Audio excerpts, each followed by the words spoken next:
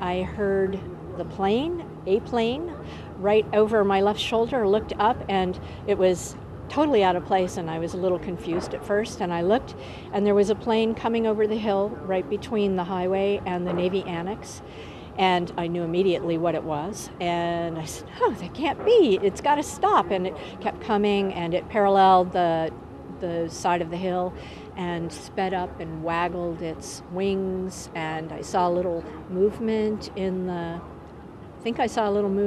pilot's window, and it sped up and just slammed into the building. As the plane was going in front of me, I looked to my left and right and saw people like doing the same thing I was. No, no, no, beating their steering wheels. Stop! And then they stopped their cars, like I stopped mine and threw the door open and ran over to the edge of the road to see what had happened.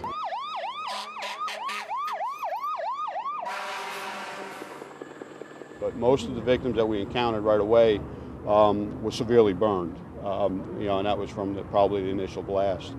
And then afterwards, as we went further and searched further into it, the victims became less and less recognizable because they had been through they got hit by an airplane, and when people get hit by airplanes or victims that are on airplanes, they come apart in pieces. So we were finding hundreds of pieces of victims. They were just scattered everywhere. Let's roll! Let's roll! Take your time! Get on the other side! Well, when it happened, I heard the explosion. I was on the phone with a friend. Said, I have to go. Put the phone down, closed up my briefcase, put on my jacket, and proceeded to leave. Ran into one of my colleagues who was coming down the hall from the ladies' room, and she said, I don't have my purse. I said, forget it, we're gone. And we left the building, and like everyone else, people left in good order. There was no panic.